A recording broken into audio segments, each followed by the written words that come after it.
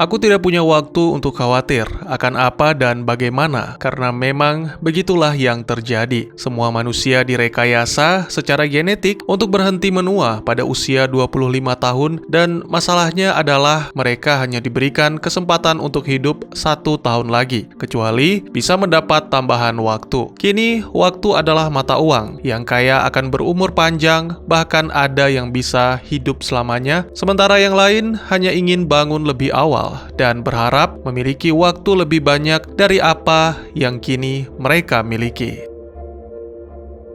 Keinginan tersebut juga dimiliki oleh seorang pria bernama Will Salas. Dia bangun pagi untuk mengucapkan selamat ulang tahun kepada seorang wanita muda cantik jelita yang membuat kita lupa akan penjelasan awal mula. Ya, wanita yang bernama Rachel itu adalah ibunya Will, dan hari itu Rachel seharusnya sudah berusia 50 tahun. Risih mendengar sang ibu menyinggung soal cucu, Will pun segera melarikan diri dengan alasan tidak ingin terlambat bekerja.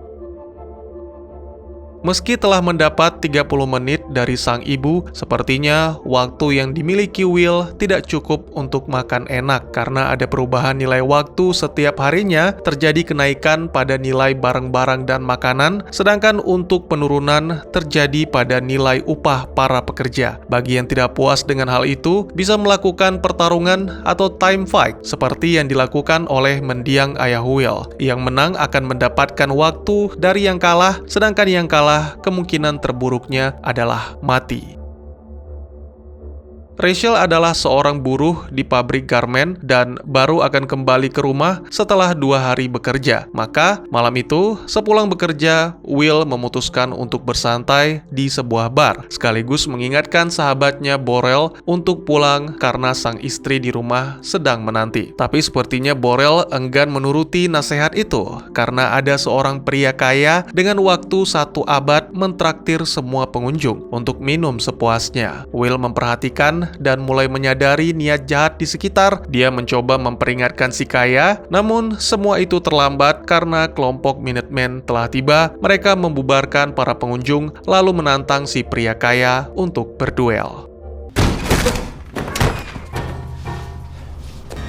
Stop! What are you doing?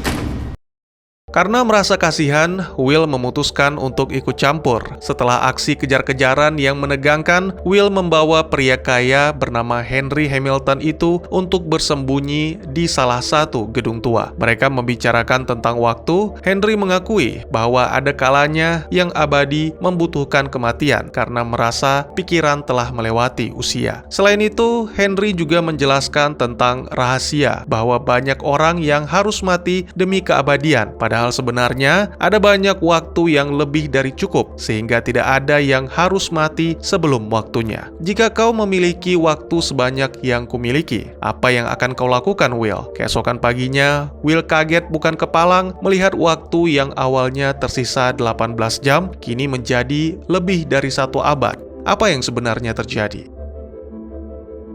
Mohon maaf, video saya tidak pakai intro. Itu tadi adalah sepenggal kisah menjadi pembuka dari film yang akan saya ceritakan. Berjudul In Time, sebuah film yang rilis di tahun 2011, garapan sutradara Andrew Niccol dan dibintangi oleh abang saya yang tampan dan rupawan, Justin Timberlake, serta dibantu oleh Mbak Amanda Seyfried yang di film ini cantiknya luar biasa.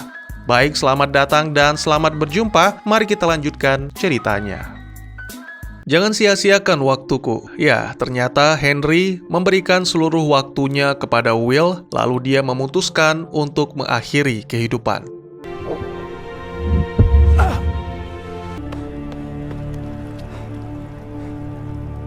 Will langsung menjumpai Borel, menceritakan apa yang terjadi. 10 tahun sudah mereka bersahabat dan 10 tahun waktu yang diberikan kepada Borel. Mereka sudah seperti saudara dan kini Will harus meninggalkan Borel untuk pergi ke tempat yang lebih aman di mana waktu tidak akan terbuang sia-sia. Sebuah tempat yang disebut Greenwich. Will berencana untuk mengajak sang ibu ke sana.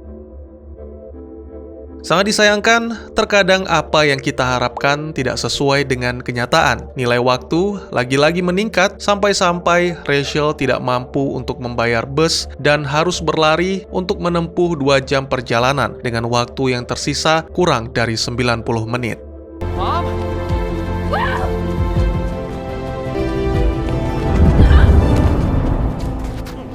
No!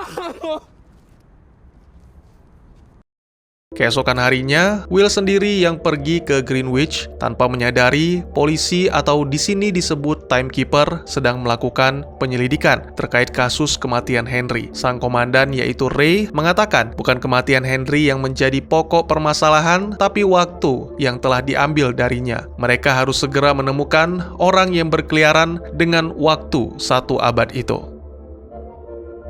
Kembali ke Will yang telah melewati beberapa gerbang dengan membayar total 1 tahun. Tujuannya sangat jelas, mengambil kembali apa yang telah dirampas oleh yang abadi sekaligus membuat mereka membayar semuanya. Ya, selamat datang di New Greenwich. Dikatakan new karena setiap orang yang datang ke sana akan membayar dengan harga baru yang melambung tinggi. Will benar-benar menikmati waktunya, tidur di hotel mewah, menyantap makanan enak, dan bahkan mengunjungi kasino. Sementara itu, Ray dan anak buahnya telah mengetahui pergerakan waktu 1 abad yang mengarah ke Greenwich. Tidak hanya itu, mereka juga mengetahui tersangkanya, yaitu Will Salas. Ray tidak mengenal pria itu, tapi dia mengingat mendiang ayah Will.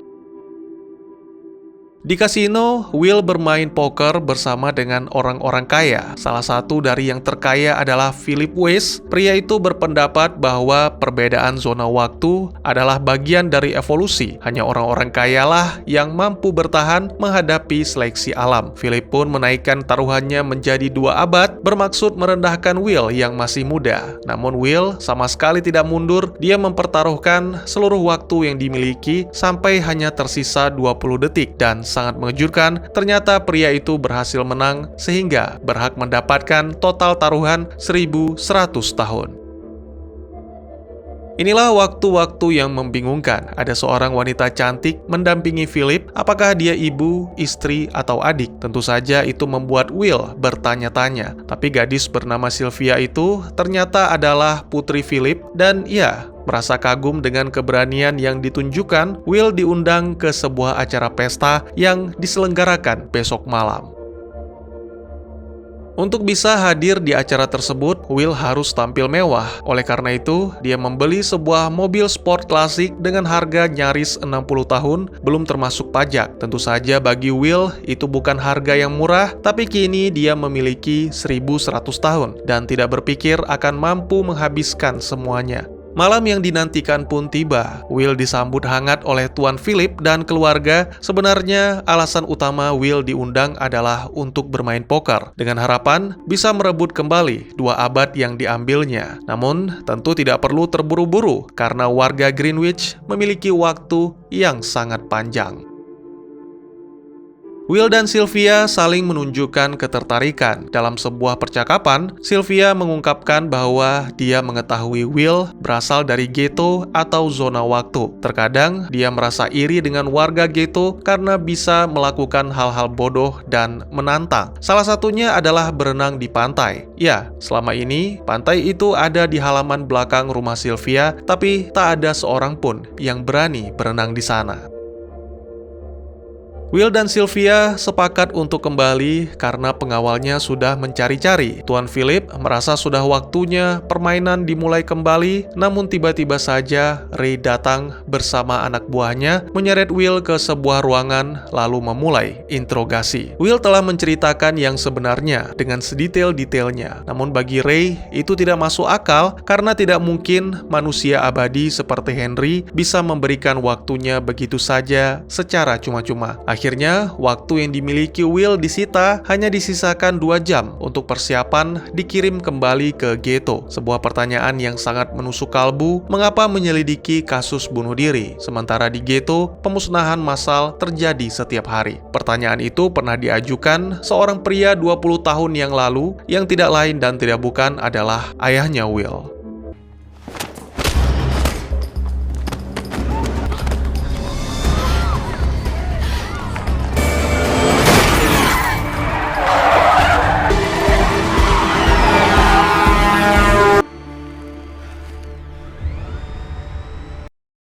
Segera Will melakukan perlawanan, menghajar beberapa petugas, serta membawa lari Sylvia. Setelah aksi yang cukup menegangkan, mereka pun bersembunyi di tempat yang aman. Sayangnya, Sylvia sama sekali tidak mau membagikan waktunya, sehingga perjalanan pun terpaksa dilanjutkan dengan waktu yang tersisa. Beberapa waktu kemudian, ketika melaju kencang, mobil Will terkena perangkap, sehingga terjadi kecelakaan. Ternyata, itu ulah kelompok Minutemen. Fortis tidak menyia-nyiakan kesempatan untuk merampas satu dekade milik Sylvia. Lalu tak lama kemudian, Timekeeper pun datang dan mereka hanya menemukan bangkai mobil. Namun, Ray mengatakan tidak perlu khawatir karena sebentar lagi Will yang akan mencari mereka.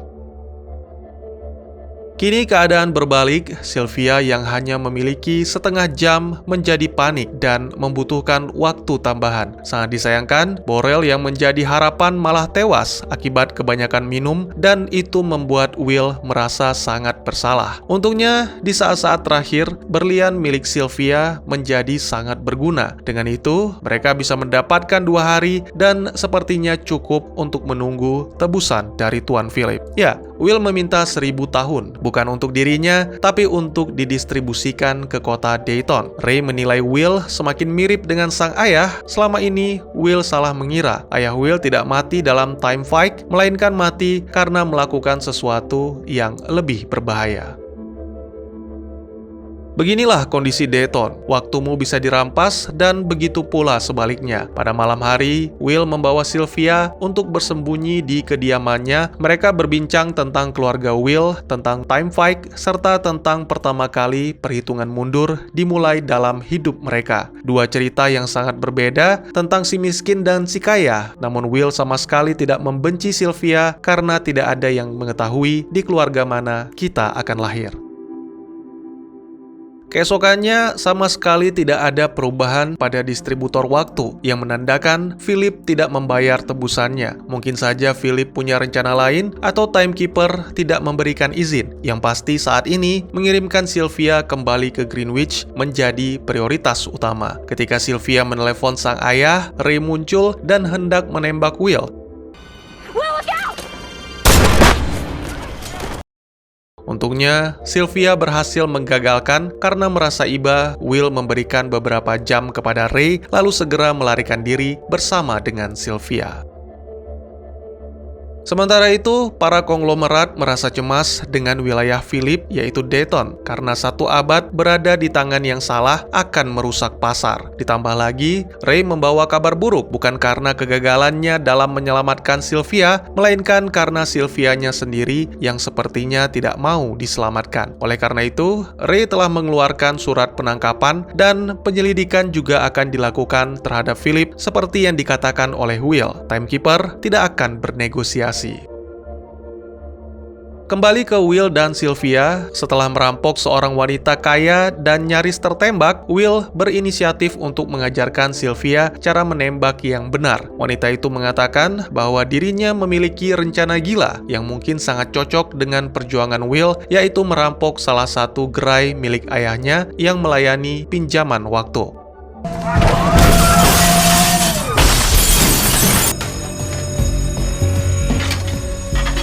Help yourselves. Take it. Take the time, it's free.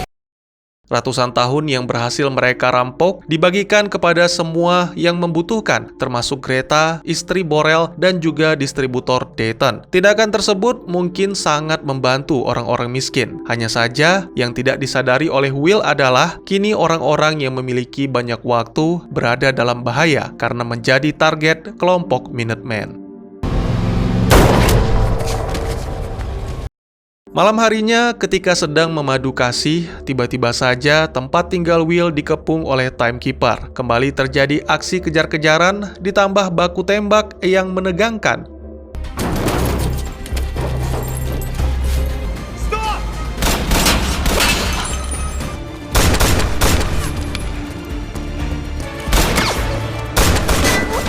Go.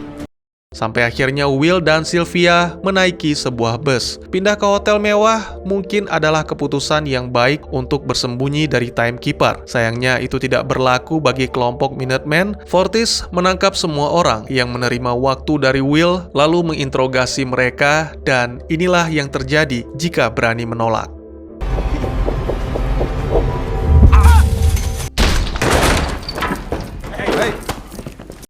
Sangat disayangkan, kali ini Will dan Sylvia tidak bisa melarikan diri. Will dipaksa untuk melakukan time fight atau Fortis akan segera membunuhnya lalu bersenang-senang dengan Sylvia. Tidak ada pilihan bagi Will selain menuruti, dan mungkin inilah saatnya menggunakan trik yang diajarkan sang ayah untuk memenangkan pertarungan.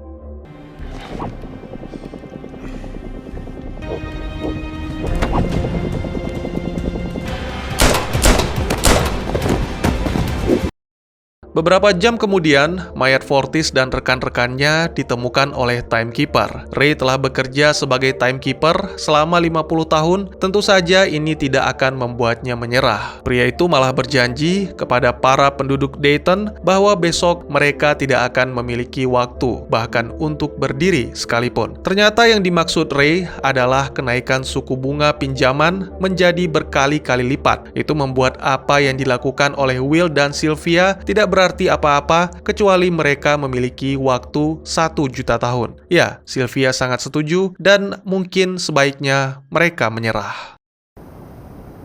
Let's give up. Keesokannya, Sylvia kembali ke Greenwich dan langsung mendatangi sang ayah untuk menyerahkan diri. Namun itu hanyalah sebuah tipuan untuk mengecoh Philip dan para pengawalnya. Guns down. Let's go for a ride.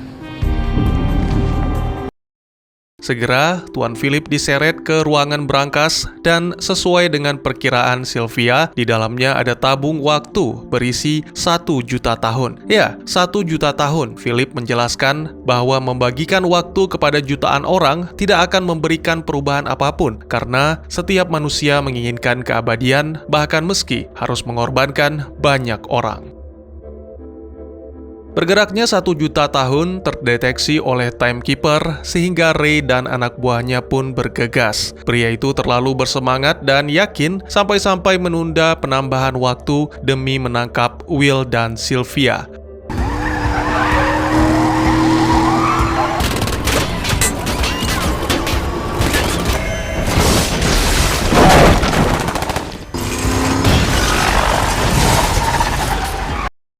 Beberapa menit kemudian, setelah aksi kejar-kejaran yang sangat menegangkan, akhirnya mobil Will berhasil dihadang. Namun, kini mereka sudah berada di Dayton. Will segera menyerahkan tabung waktu kepada teman kecilnya, Maya, dan tak lama berselang, distributor waktu pun terisi penuh sehingga membuat semua warga berkerumun. Tujuan Will dan Sylvia kini adalah melarikan diri ke luar kota dengan sisa waktu yang mereka miliki dan memulai misi yang sama. Ternyata, rencana tersebut sudah diketahui oleh Ray, karena dulunya Ray juga berasal dari ghetto namun berhasil menghindar dari sistem. Kini dia hanya ingin menjaga waktu, menjauhkan orang-orang seperti Will. Bicara soal waktu, membuat Ray teringat bahwa dirinya belum menerima tambahan waktu dan sangat disayangkan Ray gagal menangkap Will. Melanjutkan pelarian bersama atau membagikan waktu yang tersisa, itu bukanlah pilihan yang mudah bagi Will dan Sylvia. Untungnya, Will mengingat bahwa timekeeper bisa mendapatkan waktu dari mobilnya, sehingga kini mereka mulai berlari ke arah mobil Ray.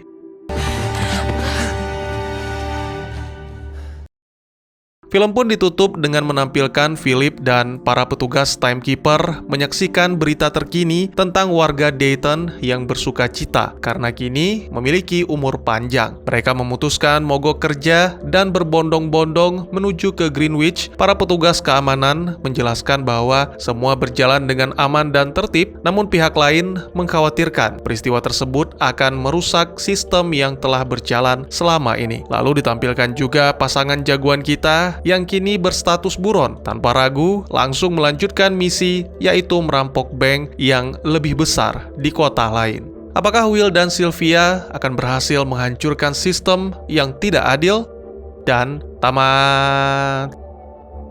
Meski memang memiliki beberapa kekurangan, maksud saya tidak ada yang sempurna di dunia ini. Tapi In Time adalah film yang sangat unik dan mengandung banyak makna di dalamnya. Ya, abadi. Siapa yang tidak ingin hidup abadi? Pemikiran ini tidak akan lepas dari manusia. Banyak film-film lain, bahkan termasuk salah satunya adalah Pirates of Caribbean, The Stranger Tides, di mana ditampilkan Edward Teach berusaha mengambil sisa umur putrinya, yaitu Angelica, dengan menggunakan air mancur keabadian.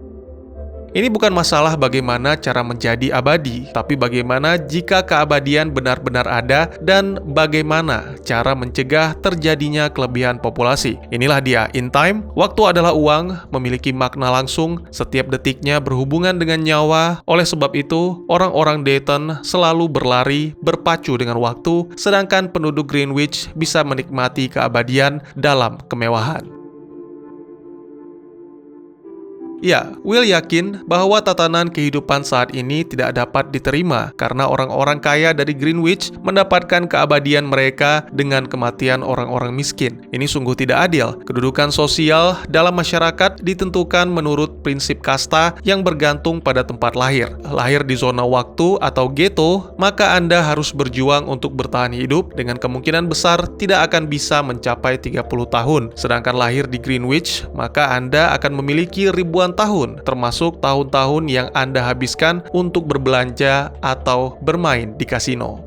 Terus kenapa nggak pindah ke Greenwich aja, Bang? Upaya ini sangat jarang atau bahkan bisa dibilang tidak pernah berhasil. Ada timekeeper yang selalu berjaga. Selain itu, secara tidak langsung, mereka bekerja sama dengan Minutemen yang merampas waktu dari penduduk Dayton. Jadi semua penduduk Dayton itu sekarat dan hanya hidup dari hari ke hari, mungkin maksimal seminggu, dan itu pun mereka sudah menjadi sasaran Minutemen. Hanya timekeeper seperti Ray dan yang lainnya yang bisa keluar masuk Greenwich. Sebenarnya mereka juga orang miskin yang hidup dari hari ke hari dan terus memperhatikan waktu karena upah mereka sangat rendah. Namun Ray memiliki pemahaman sendiri tentang keadilan dan berusaha untuk melindungi tatanan yang telah dibangun. Menurutnya itulah yang terbaik meskipun belum tentu benar, dan dia tidak mau bertanggung jawab atas kematian orang-orang di Dayton karena Ray bukanlah orang yang membangun tatanan tersebut.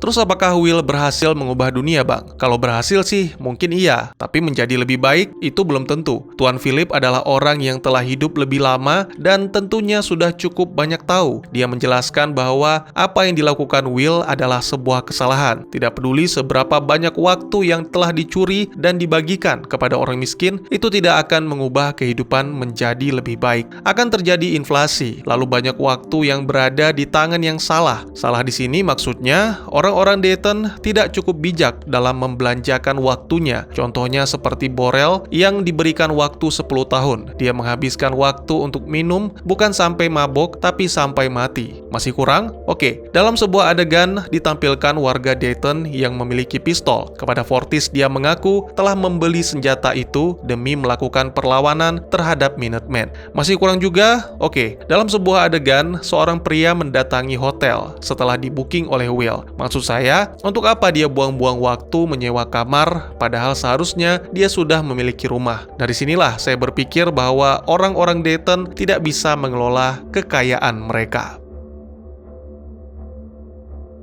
Saya tidak melihat film ini berakhir dengan happy ending. Kurang realistis bagi saya menilai bahwa Will dan Sylvia telah berhasil. Oke, pada ending, terlihat para orang kaya merasa cemas dan khawatir, lalu petugas timekeeper terlihat menyerah. Tapi bukan berarti itu menggambarkan keberhasilan. Lagi pula, dalam suatu adegan, ketika melarikan diri setelah mendapat 1 juta tahun, Will mengatakan kepada Sylvia bahwa jika ini berhasil, yang mana berarti belum berhasil. Dan coba Anda bayangkan, apa yang terjadi jika semua orang menjadi kaya? Tidak akan ada yang mau bekerja, berjualan, bertani, berkebun, semuanya cuma mau belanja dan foya-foya. Apakah ini happy ending? Bagaimana menurut kalian? Mungkin segitu saja teman-teman. Jika ada pertanyaan, pernyataan, atau requestan, silahkan bisa lewat kolom komentar atau bisa juga via DM ke Instagram saya di @tekugusto. Insya Allah pasti akan dibaca. Mari kita jadikan kolom komentar sebagai sarana penambah wawasan dan menciptakan jalinan persaudaraan, bukan malah menjadikannya sebagai tempat pembulian sehingga menciptakan permusuhan. Jangan lupa untuk dukung terus channel ini dengan cara share, like, dan subscribe karena dukungan dari kalian sangat berharga bagi saya demi perkembangan channel ini. Saya Gusto, sampai jumpa di video selanjutnya. Tetap semangat, tetap bersyukur setiap hari. Dadah!